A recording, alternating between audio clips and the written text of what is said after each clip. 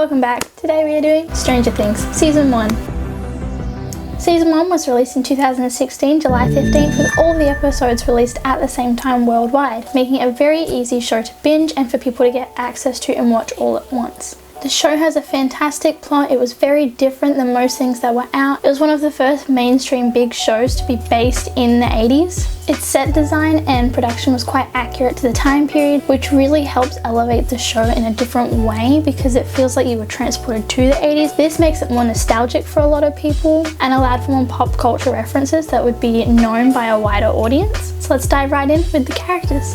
In the beginning of episode 1, we are introduced to the four main characters, also known as the party, which is Mike, Will, Dustin, and Lucas. Straight away, they are all introduced as unique and different, allowing us to not get too confused and being able to pinpoint who's who in the group. A lot of shows struggle with, they just sort of chuck a bunch of people at you and hope for the best. Good night, ladies.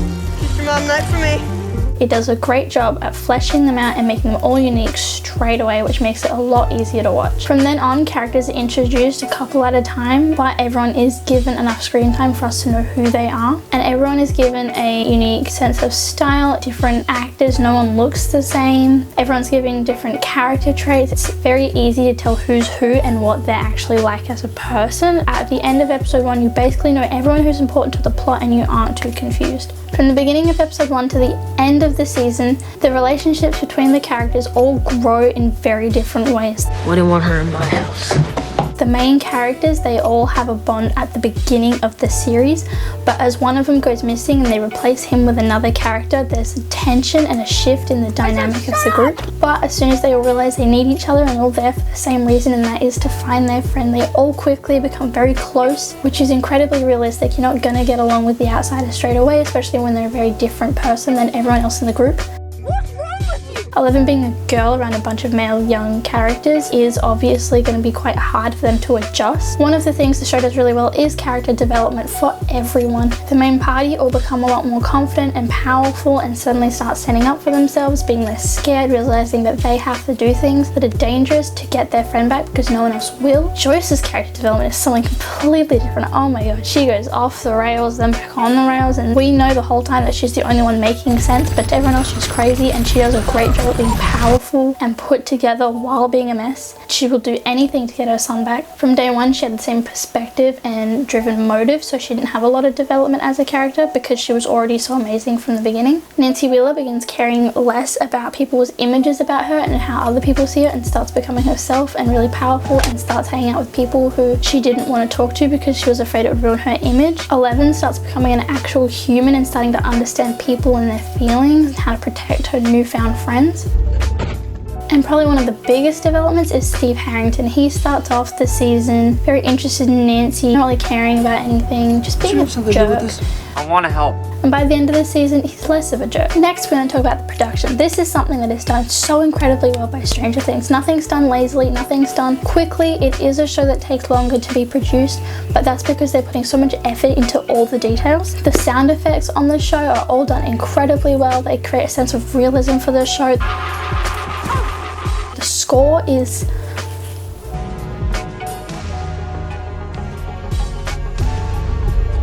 it's just so good. It's a lot of synthwave and very realistic for their era. At the beginning of episode 4, they use sound in a beautiful way that completely transcends the whole scene. Oh my goodness. The earth must have given way.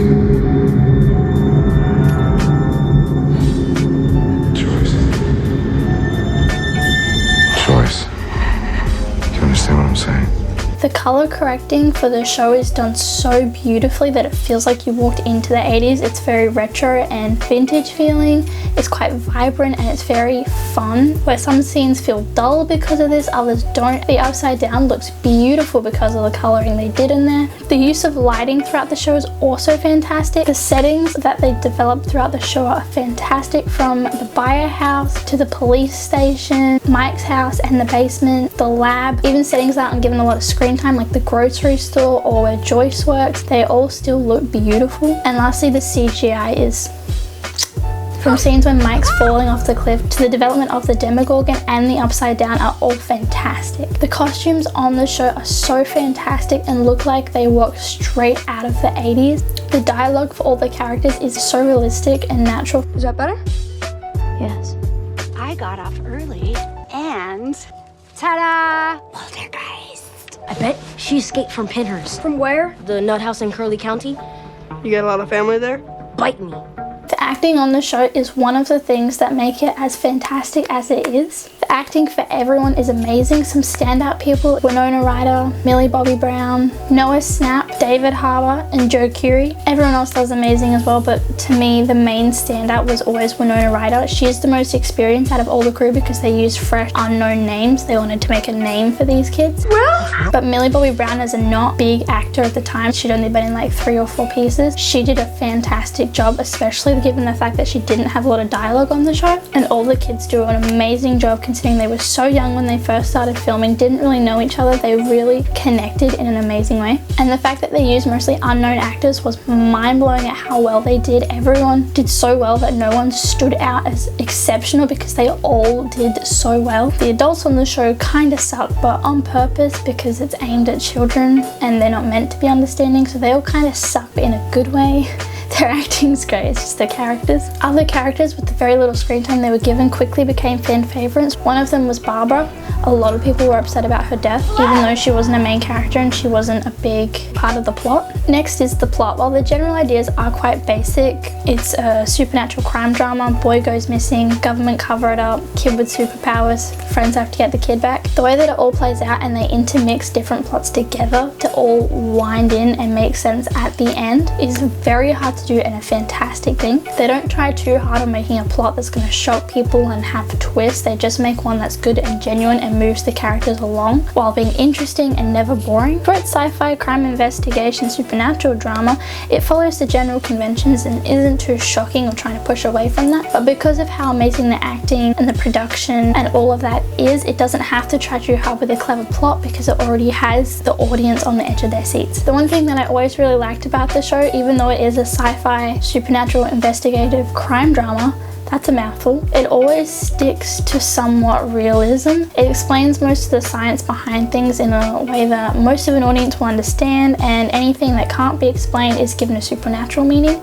and the lab being the cause for it all means it has a human meaning, which I really liked. I don't like when they make shows that they can't explain what they're talking about, so that was great for me. They also used the game of Dungeons and Dragons as foreshadowing for later on in the show, which is pretty on the nose and doesn't really need explaining. The Demogorgon! We're in deep shit. One thing the show does is tackle serious issues. They talk a lot about bullying and overcoming a bully, which is really important for these kids. There is also the element of homophobia and racism in the show. While not developed too deeply, they do mention it a couple of times. Say he was queer. Called him a midnight. So to sum up Stranger Things, it is a beautifully developed world that isn't too complicated and confusing. Everything's well explained and the characters are slowly introduced and very unique, so it's not too confusing. There's fantastic acting from all of the cast members and their characters on the show are just as well done. There's a large element of nostalgia for a lot of people who grow up in the 80s, people who grow up watching 80s movies, and the production of the show is of course incredible. They put so much time and effort into it. While most TV shows air about once a year, this show takes closer to 1 year and 6 months to 2 years because of how much extra effort they put into the whole show, whether it be the setting, the CGI, the design, everything's just so well thought out. The final episode of the show is done well. It ties up all the stories, it concludes everything, it has the characters well developed and now working together as a team. And then to leave something open, they bring Will back and Eleven goes missing, have Eleven disappearing and leaving the group, which leaves a plot open for the next season. The Upside Down is done so beautifully and so well designed. I love the particles that float around. I love how it's the same world as ours, just very visually different. For a season 1 and opening to a show, it does everything very well, very tastefully. It tells us what we need to know without giving too much away and being too complicated and allowing for more development in future seasons. All this is the reason why I think Stranger Things is one of the best shows on television at the moment and certainly one of the best opening seasons. If you haven't watched it, I seriously recommend it. It is incredible to watch for so many different reasons. It has a reason that everyone would like it. It's a fantastic show and I can't wait to see where it goes from here. Please like and subscribe. I'll see you next time. Bye guys.